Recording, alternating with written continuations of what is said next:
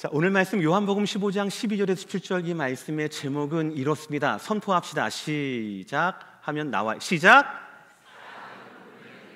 자, 저하고 잘 맞춥시다. 예, 사랑은 운명입니다. 다시 한번 시작.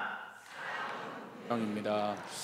오늘 말씀 요한복음 15장은요 성경에서 아마 가장 유명한 비유로 시작을 합니다. 우리와 주님이 운명 공동체라는 이 말씀이거든요. 15장 5절 말씀 제가 읽어요. 나는 포도나무여 너희는 가지라. 그가 내 안에 내가 그 안에 거하면 사람이 열매를 많이 맺나니 나를 떠나서는 너희가 아무것도 할 수 없음이라. 우리가 잘 알고 있는 포도나무 비유입니다.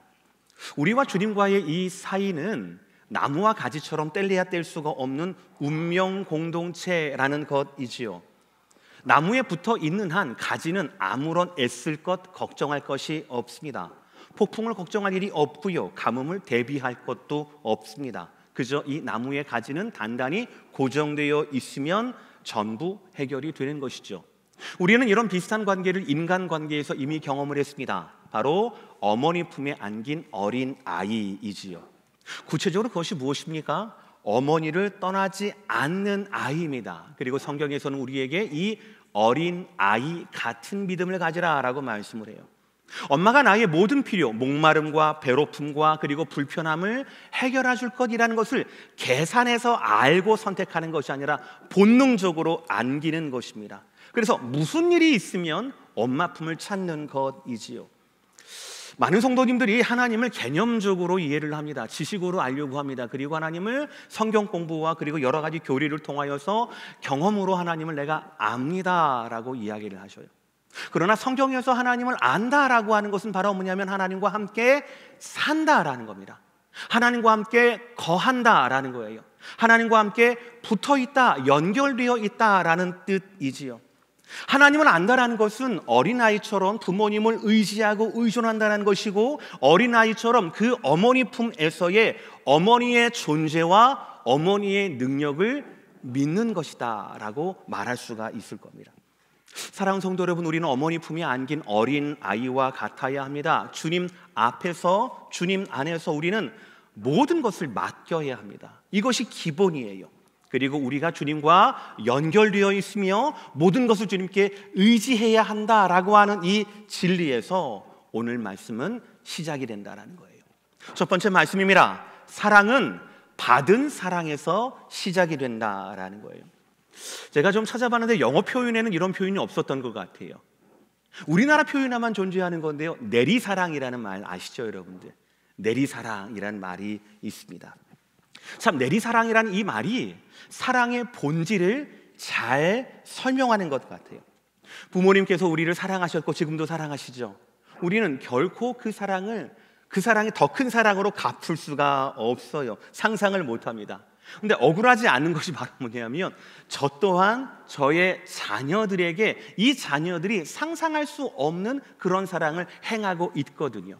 그러니까 부모님으로부터 저에게, 저로부터 저의 자녀들에게 이 사랑이 높은 곳에서 낮은 곳으로 물이 흐르듯이 그렇게 사랑이 흐른다라는 것이 바로 내리사랑이겠지 않습니까?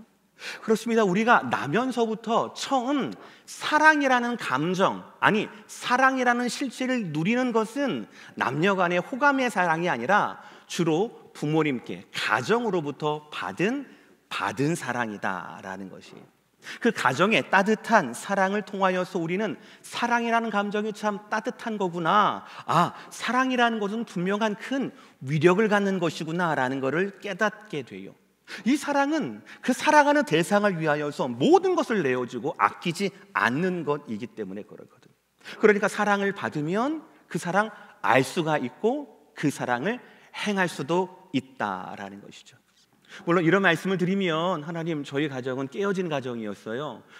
제가 방금 하나님이라고 그랬죠? 예, 목사님 저희 가정은 깨어진 가정이었어요. 목사님 그런 말씀하시면 저는 자꾸 상처받아요 라고 하시는 분이 있을 수 있어요. 괜찮습니다. 그러나 가정의 사랑이 있기 전, 훨씬 이전부터 우리에게는 하나님의 하늘에서 내려지는 그 사랑이 있었거든요. 오늘 말씀드리려고 하는 그 받은 사랑이 바로 하나님의 사랑입니다. 하나님의 아버지 성부 하나님의 그 사랑이 우리 가운데 내려왔고, 성자 하나님 예수님을 통하여서, 그리고 지금도 우리가 누리고 있는 것, 이것이 바로 하나님께 우리가 받고 있는 사랑이다라는 것이죠. 오늘 말씀 이전에 성경은 이렇게 말씀하고 있습니다. 9절 말씀 제가 읽어요. 아버지께서 예수님 나를 사랑한 것 같이 나도 너희를 사랑하였으니, 아버지께서 성자 하나님을 사랑하신 것 같이 성자 하나님도 우리를 사랑하고 계시다라는 겁니다. 예수님은 질서 없이 무분별하게 사랑하지 않습니다. 아버지께서 사랑하신 것처럼 아버지의 가르침대로 우리를 가르치시고 우리를 사랑하신다라는 말씀이에요. 10절의 말씀도 마찬가지입니다. 내가 아버지의 계명을 지켜 그의 사랑 안에 거하는 것 같이라고 말씀하고 있어요. 이것이 하나님이 우리를 사랑하는 방식이고 질서입니다. 우리가 보통 저 계명이라고 하면은 좀 무서운 마음이 들어요. 저 계명을 어기게 되면 나 또 지옥불에 떨어지는 거 아니야? 라는 것이 마치 계명의 목적인 것 같아요. 그러나 그렇지 않습니다. 이 계명, 사랑하라 라고 하는 이 계명의 목적이 과연 무엇인가? 11절 말씀이거든요. 귀하니까 다 함께 읽겠습니다. 시작. 내가 이것을 너희에게 이름은 내 기쁨이 너희 안에 있어 너희 기쁨을 충만하게 하려 함이라. 할렐루야. 여러분 기억하셔야 합니다. 우리에게 충만해야 할 기쁨은 사고 싶은 것을 사서, 살고 싶은 인생을 살아서 만족하고 행복해서 기쁜 나의 기쁨이 아니에요. 우리에게 충만하게 원하시는 그 기쁨은, 그리고 우리에게 사랑하라 라고 하늘의 그 사랑을 우리에게 부어주신 그 목적은 바로 무엇이냐? 예수님의 기쁨이 우리 삶에 가득하게 하기 위해서라는 것이에요. 우리의 기쁨이 아닙니다. 예수님의 기쁨이에요. 우리의 기쁨과 우리의 만족과 행복에 대한 우리의 기도가 우리의 영혼에 가득하면 안 된다라는 겁니다. 그건 정상적인 그리스도인이 아니에요. 우리 안에는 어떤 상황에 있다 하더라도 예수님의 기쁨이 충만한 삶을 살아야 한다는 겁니다. 아멘이십니까? 그래서 아주 유명한 바클레이라고 하는 목사님이 계셔요. 신학자가 계셔요. 그분이 이 구절을 주례를 하실 때 이렇게까지 말씀을 하셨어요. 뭐라고요? 읽어보실래요? 시작. 그리스도인은 그리스도인이라 부를 가치가 없다. 제가 했다고요? 바클레이 목사님이 했다고요? 저는 안 했어요. 바클레이 목사님이 했어요. 왜냐하면 우리 안에는 우리의 기쁨과 우리의 만족과 삶에 대한 우리의 기대치가 주관하는 것이 아니라 우리 안에는 예수님에 대한 기쁨, 예수님으로 말미암은 기쁨이 가득해야 되거든요. 그러니까 우리는요, 그리스도인이라고 하면은 예수님의 기쁨이 충만한 사람이고 그 기쁨이 영원한 사람이 바로 저와 여러분이라는 거죠. 그러니 여러분, 표정을 푸시길 바랍니다. 표정을 푸세요. 뭐라고 했습니까? 바클레이 목사님이? 다시, 저는 얘기 안 했어요. 뭐라고 했어요? 시작. 그리스도인이라 부를 가치가 없다. 아니 목사님, 저는 침울한 게 아니라 저는 진지한 겁니다라고 말씀하실 수 있겠지만, 우리 안에 영원하고 우리 안에 그치지 않는 예수의 기쁨이 있어야 하는 것이 바로 저와 여러분 그리스도인의 정체성이라는 것이지요. 내 기쁨이라면 좋은 일이 생길 때마다, 반가운 일이 생길 때마다 빵긋빵긋 울을 수가 있겠죠.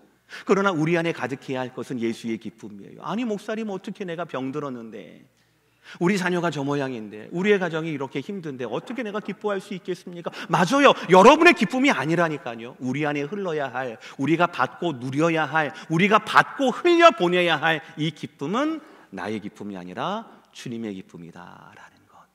그러니 여러분, 웃으십시오. 미소를 지으십시오. 한번 따라 하시겠습니까? 한번 한박 미소를 지어보시겠어요? 2층부터 한번 지어볼까요? 시작. 예, 기쁨이 충만해지고 있어요. 1층 시작. 기쁨이 충만해지고 있습니다. 역시 진지하세요. 감사합니다. 자, 이제부터 오늘 본문 시작입니다. 자, 11절까지가 이 본문의 배경이고요. 근데 오늘 본문 12절부터는요, 우리가 받은 사랑, 우리가 이렇게 충만한 기쁨을 누리고 있어, 우리는 하나님의 사랑을 받은 사람이야. 그래서 한 걸음 더 나아갑니다. 12절의 말씀이에요. 다 함께 읽겠습니다. 시작. 내 계명은 곧 내가 너희를 사랑한 것 같이 너희도 이것이니라. 여러분, 그냥 흘려듣지 마시길 바랍니다. 서로 사랑하라 라고 하는 것은 우리 모두를 향한 명령입니다. 이미 주님의 사랑을, 그리고 위로부터의 그 사랑을 받은 자들을 향한 명령입니다. 무슨 말씀이에요? 사랑을 받았다면 그 사랑을 흘려보내야 한다라는 사실이에요. 제가 일부에도 여쭤봤는데 아무도 대답을 안 하시더라고요. 여러분께도 여쭤보겠습니다. 여러분 중에 혹시 목사님, 그저께 기독교 에센스 맨 마지막 총정리하는 그 시간 너무너무 은혜스러웠습니다. 목사님, 어제 새벽에 토요일날 하셨던 그 말씀이 너무너무 베드로전서 1장의 말씀이 너무너무 은혜스러웠습니다. 그래서 저 이제 주일 예배 안 나가도 돼요. 내가 하나님께 받은 사랑이 너무 커서 이제 하나님 그 사랑에 노 땡큐, 이제 그만, 나 사랑 안 받아도 돼요. 그런 분 한 분이라도 계십니까 혹시? 진심으로 내가 하나님의 은혜를 너무나 받아서, 내가 하나님께 받은 그 사랑이 너무나 커서 이제 노모, 이제는 괜찮아요, 이제는 좀 다른 사람, 나보다 더 불쌍한 사람에게 사랑을 나눠주세요, 이런 분 계시냐고요. 어린아이가 부모의 사랑을 거절할 때가 있습니까? 예, 있습니다. 사춘기 때는 거절하더라고요. 그러나 품 안에 있는 어린아이, 그 아이는 늘 부모의 눈과 눈을 마주칩니다. 왜요? 필요하니까요. 왜요? 지금까지 충만한 사랑을 받았지만 더 필요하거든요. 그것이 자녀됨이에요. 그것이 부모됨입니다. 그것이 우리의 포도나무의 가지에 있는 것이 바로 저와 여러분이라는 거예요. 이제 여태까지 붙어 있으니까, 한 20년 붙어 있었으니까 이제 독립할게요. 이게 안 된단 말이에요. 우리는 어제도 하나님의 사랑이 필요했고, 오늘도 하나님의 사랑이 필요하고, 내일도 하나님의 사랑이 갈구할 사람들이 바로 저와 여러분들이라는 겁니다. 그런데 여러분, 이것을 여러분들이 원한다라면, 이것을 확신한다라면 오늘 말씀을 들으셔야 하는 겁니다. 내가 하나님께 받고 누리는 그 사랑뿐 아니라 그 사랑을 받았다라면, 우리가 제자라면 그 받은 사랑을 나에게서 끊치라고요? 아니면 그 사랑을 어떻게 하라고요? 서로 사랑으로 흩으라고요? 오늘 말씀을 들으시고요, 댁에 가셔서 꼭 오늘 요한복음 15장 1절부터 11절의 말씀을 제가 지금 요약한 이 말씀인데 한번 읽어보세요. 특별히 15장 2절을 읽어보시길 바랍니다. 나무에 붙어 있는데 열매를 맺지 않는 그 가지가 어떤 운명에 처하는지. 가지치기를 하거든. 여러분 가지치기 잘 하시잖아요. 그렇죠? 열매를 맺으면 가지치기 하면은 열매를 맺을 만한 나무가 더 많은, 더 실한 가지가 막 나오니까 가지치기를 한단 말이에요. 근데 너무 슬프게도 15장 2절을 보시면 그것을 깨끗하게 하였다라고 표현을 해요. 열매를 맺지 않은 가지가 잘려나가는데 그것을 성경에서는 깨끗하게 하였다라고 얘기한다고요. 나 하나님께 붙어 있어야 돼요, 나 하나님의 사랑이 필요합니다 라는, 하나님께 붙어 있어야 할 수만 가지 이유가 우리 가운데 있는데 그 수만 가지 이유대로 우리가 은혜를 받았음에도 불구하고 왜 11장, 15장, 11절에만 머물고 12절로 넘어가지 않느냐고요.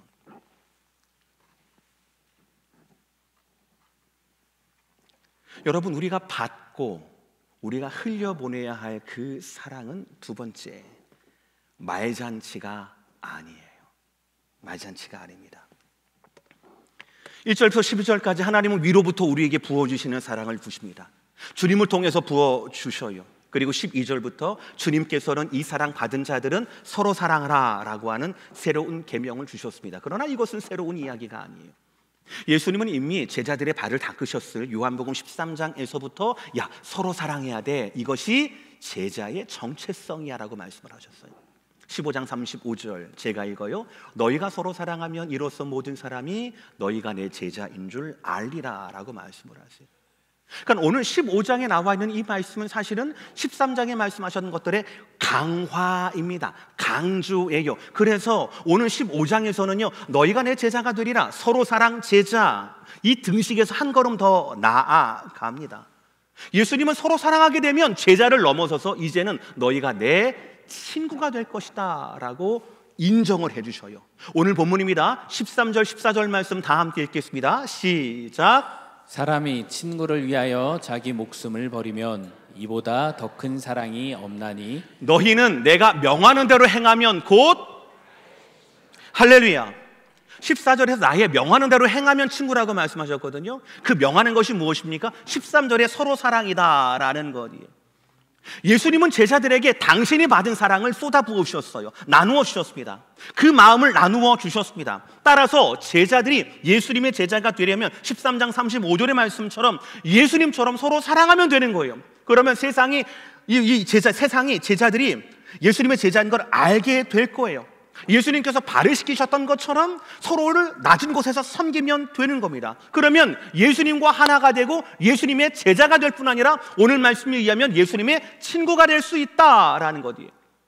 예수님은 지금 제자들에게 그리고 이어서 우리들에게 그 영광의 길, 예수님과 더욱더 가까워질 수 있는 그 관계의 길을 역사하시고 보여주시는 겁니다. 모범을 보이시는 겁니다. 제자들의 발을 다 닦고 난 다음에 뭐라고 하셨습니까? 너희가 나를 선생이라 불렀잖아. 맞아, 너희는 나의 제자야, 너희는 나의 종이야. 그러나 내가 너희를 섬겼으니, 종이 해야 할 발을 닦았으니 이제는 너희도 나를 본받아서 서로 사랑하라라고 말씀하신 거거든요. 그들의 발이 더러워서 예수님의 더러운 것을 참을 수가 없어서 세족식을 한 것이 아니라, 제자의 발을 닦으시는 것이 아니라 예수님이 먼저 말씀하시고 보여주신 거예요. 이 사랑을 나누라고요. 이 사랑을 서로 사랑하라고요. 사랑은 말잔치가 아니에요. 교회 분위기 딱딱하니까 말잔치로 서로 사랑하라, 구호가 아닙니다. 캠페인이 아닙니다. 화려하고 기분 좋게 말하는 수사가 아니에요. 서로라고 하는 분명히 대상이 있습니다. 사랑이라고 하는 구체적인 행동이 있어요. 사랑이라고 하는 이 행동은 13장도 그렇고 15장도 그렇고 목숨을 버리는 사랑입니다. 목숨을 버리는 행위를 말하는 것이에요. 13장에서 예수님께서 13장 35절에 야 서로 사랑해라, 그러면 세상이 너희를 내 제자인 줄 아니라 라고 말씀하셨더니 그 뒤에 베드로가 번쩍 나와서 뭐라고 합니까? 내가 목숨을 다하여, 내가 주를 위하여 내 목숨을 버리겠습니다 라고 의기양양하게 공언합니다. 그랬더니 예수님 뭐라고 말씀하세요? 아니, 못해, 불가능해 라고 말씀하실 뿐 아니라 너는 닭이 2번 울기 전에 나를 3번 부인할 거야 라고 예언하시거든요. 주님께서 명령하시는 그 사랑은 우리에겐 불가능한 거예요. 오늘 말씀이 그렇잖아요. 친구를 위하여 목숨을 버리는 것보다 큰 사랑이 없다라고 말씀하지 않습니까? 그러니까 오늘 사랑하라는 그 사랑은요, 그냥 말잔치가 아니에요.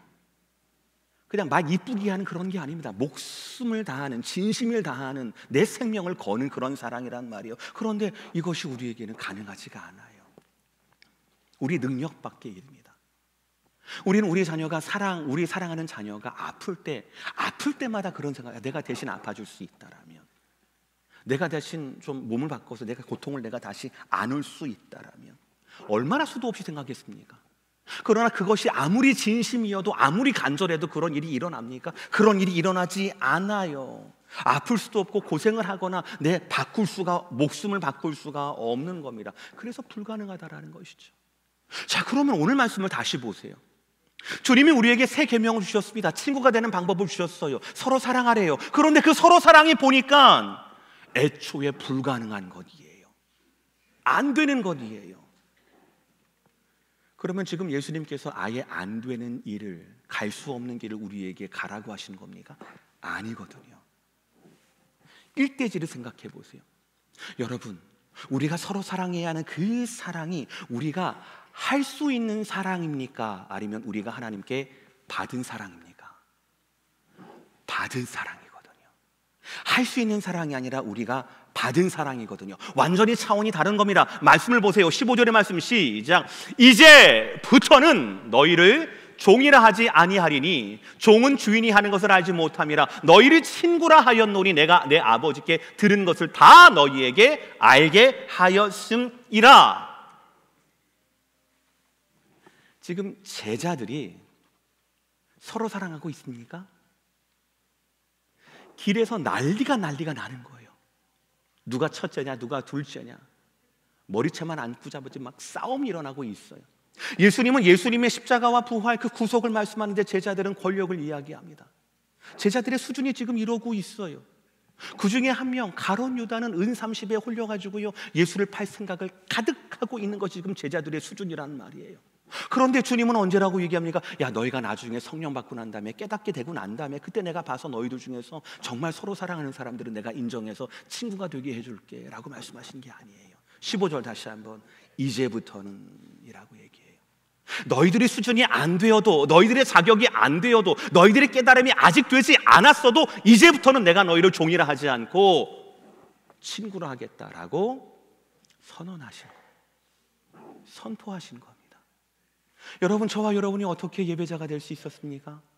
저와 여러분이 어떻게 예배할 수 있는 자가 될 수 있었습니까? 제가 어떻게 목사가 될 수 있었습니까? 여러분이 어떻게 집사가, 권사가, 장로가 될 수 있었습니까? 우리가 잘나서인가요?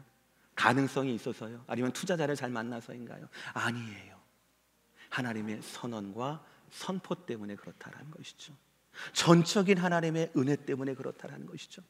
여러분 기억하셔야 합니다. 예수님께서 3년 동안 말씀을 전한 그 대상 가운데, 예수님께서 세족식 때 그 발을 닦은 그들들 가운데, 예수님의 성만찬하던 그들 장 가운데, 내 피야 내 살이야 먹어라라고 말씀하셨던 그 가운데, 예수님 피 흘리셨던 그 가운데는 가롯 유다도 포함되어 있다 라는 사실을 기억하셔야 합니다. 예수님은 결코 사랑할 만한 사람들을, 자격 있는 사람들만을 사랑하지 않으셨다는 겁니다. 오히려 누가복음 6장 32절을 보시면요, 사랑받을 만한 사람을 사랑하는 것은 죄인들도 하는 것이 아니냐라고 말씀을 하십니다. 예수님께서 우리에게 보여주시고, 예수님께서 우리에게 누리게 하시고, 예수님께서 오늘 서로 사랑하는 이 사랑은 바로 뭐냐면, 사랑받지 못할 사람도, 세상에서 버림받은 사람들도, 정죄당한 사람들도, 심지어는 그 범죄의 현장에 끌려온 여인도 품고 사랑해야 한다라는 그 사랑이고, 우리는 사랑할 수 없었던 그 사람의 사랑의 결과가 바로 지금 저와 여러분이라고 하는 것을 인정하고 고백해야 한다라는 것이에요. 아유, 할 수 없어요. 아니요, 우리가 받은 사랑을 생각합시다. 우리 안에 구원을 얻을 만한 그런 조금의 자격이 있었습니까? 없었잖아요.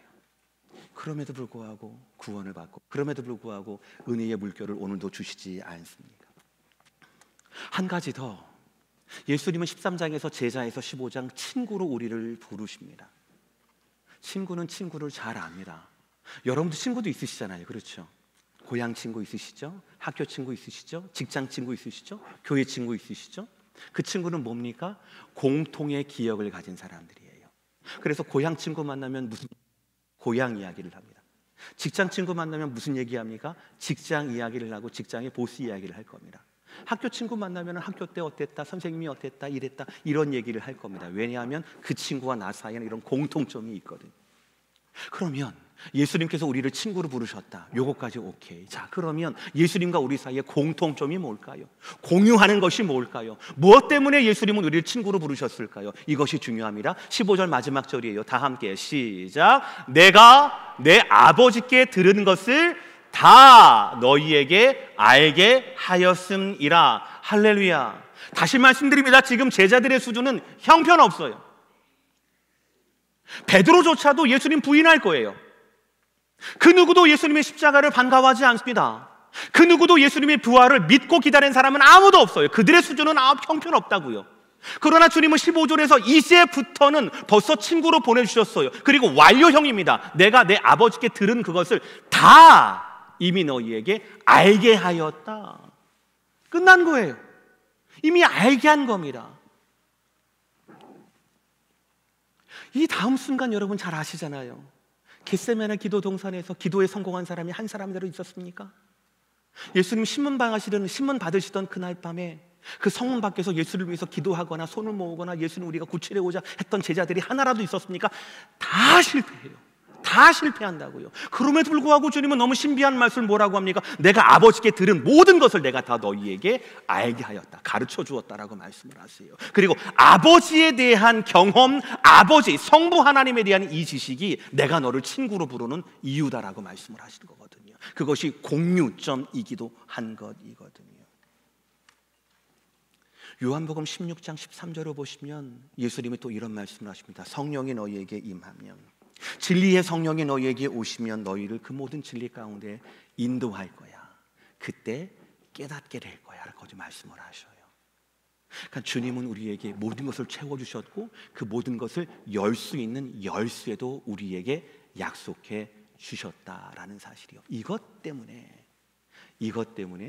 예수님은 우리를 친구로 부르셨다라는 것입니다. 분명히 예수님께서는 성부 하나님께 들은 모든 것을 제자들에게 다 완전히 말씀하셨다라고 하셔요. 바로 이것 때문에 제자들의 신분이 종에서 친구로 변화가 되는 겁니다. 동등한 관계로 변화가 되는 거예요. 여러분, 우리는 유대인이 아니기 때문에 종에서 친구가 되었다라고 하는 이 말씀이 얼마나 쇼킹한 말씀인지 모릅니다. 근데 제자들은 100% 다 유대인이었거든요. 근데 그들한테 이 말씀은 그야말로 충격 그 자체였을 거예요. 유대인들은 과거부터 너무나 하나님을 경외했기 때문에 하나님의 이름을 부를 수도 없었습니다. 쓸 수도 없었어요. 유대인들 중에서도 자격이 있고요, 자격이 있고 충분한 훈련을 거치고요, 그리고 또 신실한 사람들 몇이 구별되어 있으십니다. 우리 그 사람들을 서기관이라고 얘기해요. 지금처럼 카피 머신이 없었기 때문에 이렇게 필사를 하면서 베껴 적는 것이지요. 그런데 그럴 때 하나님의 이름을 적어야 할 때가 있지 않습니까? 그때마다 이 서기관들은 목욕을 합니다. 거룩한 하나님의 이름을 내가 이 더러운 땀냄새 나는 이름으로 이거 몸으로 할 수가 없기 때문에. 그리고 붓을, 새로운 붓을 준비해서 하나님이란 이름을 씁니다.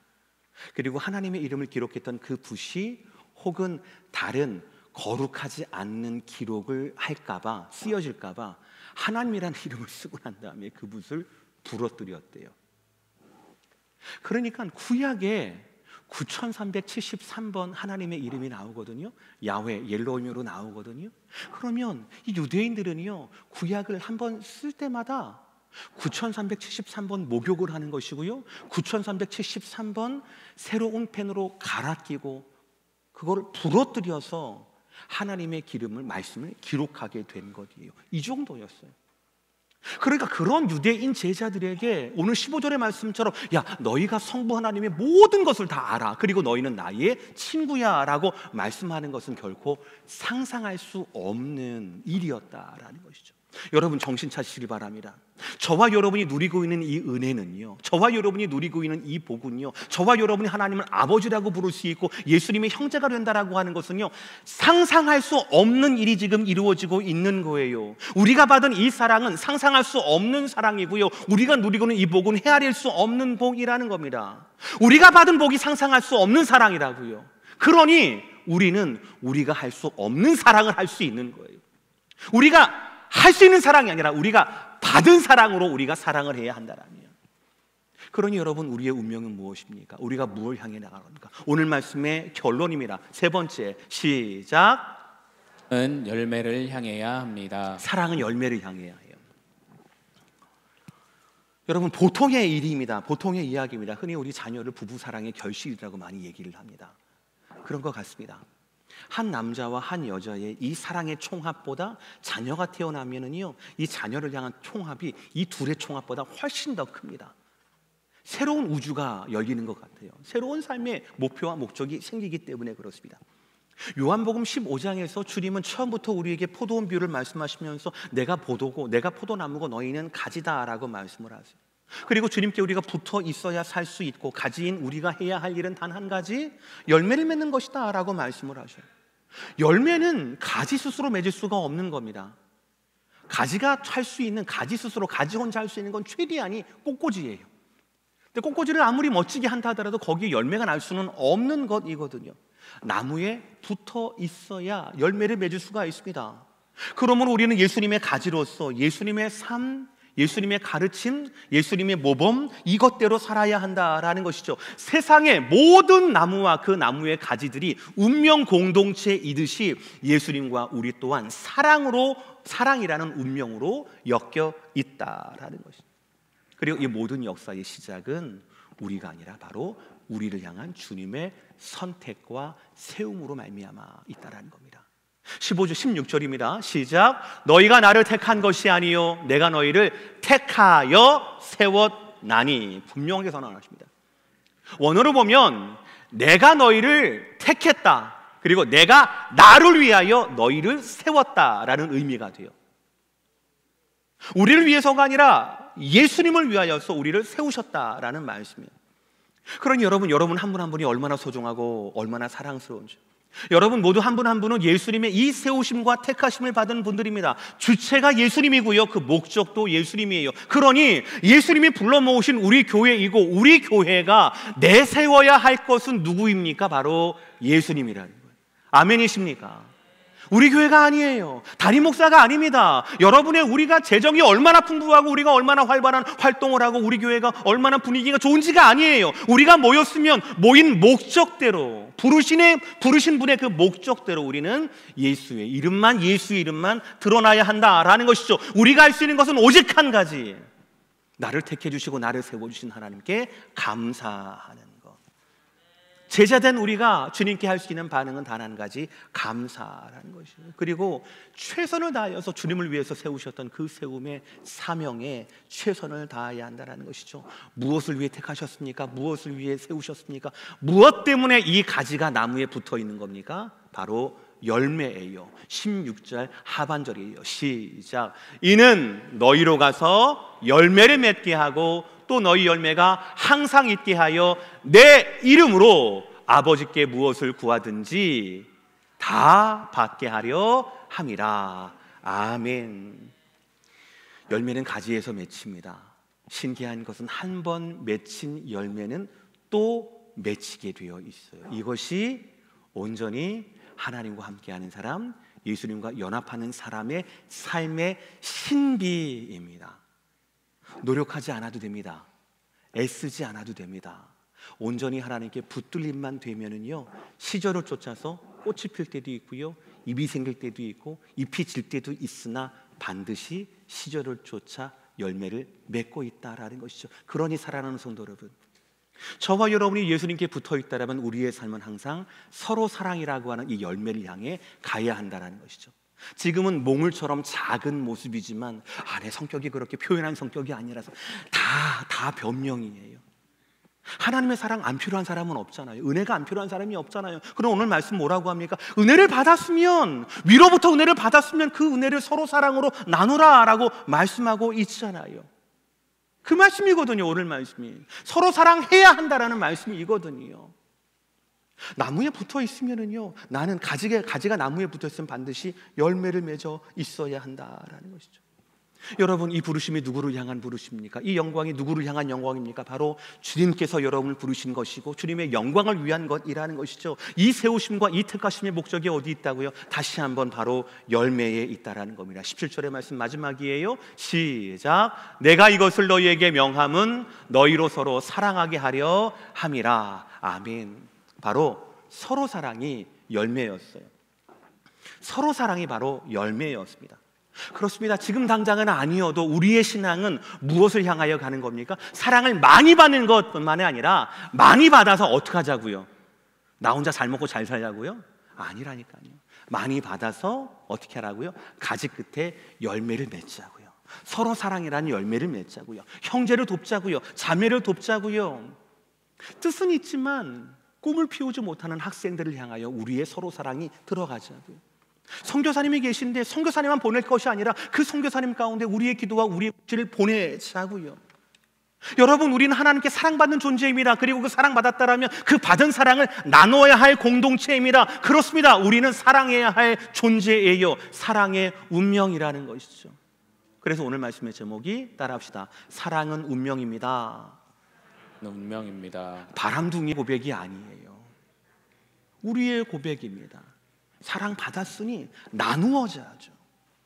자, 그러니 여러분들 고백하시길 바랍니다. 옆에 부부가 계시면 부부만 손을 잡으세요. 부부만. 부부 같은 사람 말고 부부만 손을 잡으시길 바랍니다. 그렇게 하고 서로 인사합시다. 첫 번째, 제가 먼저 사랑하겠습니다. 시작. 안 하시는 분들이 계셔요. 두 번째, 제가 더 사랑하겠습니다. 마지막, 제가 사랑의 열매를 맺겠습니다. 제발 나무에 붙어있는 곳으로 다 했다라고 하지 마시고, 붙어있는 이 목적, 주님께서 우리를 붙드시고 택하시고 세우신 그 목적인 서로 사랑이라고 하는 열매를 향하여 나아가시는 저와 여러분 되시기를 주의 이름으로 축복합니다. 말씀 결론 내릴게요. 진지하게 생각해 보면 기도합시다, 성경 봅시다, 헌금합시다 라고 하는 이 말씀보다 서로 사랑합시다 라는 이 말씀이 굉장히 더 부담이 됩니다. 그렇죠? 그치면 안 되니까요. 그치면 안 되니까요. 하지만 오늘 말씀에 보면 주님께서 우리를 택하시고 세우시고 우리를 목숨 버려 사랑하신 그 목적이 바로 여기에 있어요. 잘 들으셔야 합니다. 아무리 기도 많이 하고요, 멋지게 기도하고요, 아무리 성경을 많이 읽고요, 금식을 많이 하고요, 정말 11조를 아무리 많이 한다 하더라도 이 열매를 맺지 못하게 된다라면, 서로 사랑이라는 열매를 맺지 못하게 된다라면, 영혼에 대해서 불쌍함을 여기지 못한다라면 꼭 바리새인과 서기관들의 모습이에요. 현장에서 간음으로 붙잡힌 그 여인, 아무런 변명도 할 수 없는 그 여인조차 예수님은 품으시고 가서 다시는 죄를 범치 말라라고 치유하시지 않습니까? 근데 유일하게 이 바리새인들, 대제사장들 기도 잘했습니다, 성경 잘 알았어요, 헌신 잘했습니다, 종교적인 사람들이에요, 헌금도 많이 합니다, 금식도 많이 해요, 모든 사람들이 그 사람들을 보고 이야 종교 지도자다라고 말할 수 있는 그런 사람들이에요. 너무너무 바른 사람들이거든요. 그런데 서로 사랑이라는 열매가 없었거든요. 예수님은 유일하게 그들을 저주하셨다는 것 기억하시지요? 사랑하는 성도 여러분, 서로 사랑을 향하여서 살아갈 수 있게 주의 이름으로 축복합니다. 여러분이 받은 그 사랑이 여러분에서 그치지 않고 묶이지 않고 다른 일을 통하여서, 다른 영혼을 통하여서 사랑할 수 있는, 예수님의 사랑으로 그분들을 섬길 수 있는 저와 여러분 모두가 되시기를 주의 이름으로 축복합니다. 마지막으로 따라합시다. 사랑은 운명입니다. 기도합시다.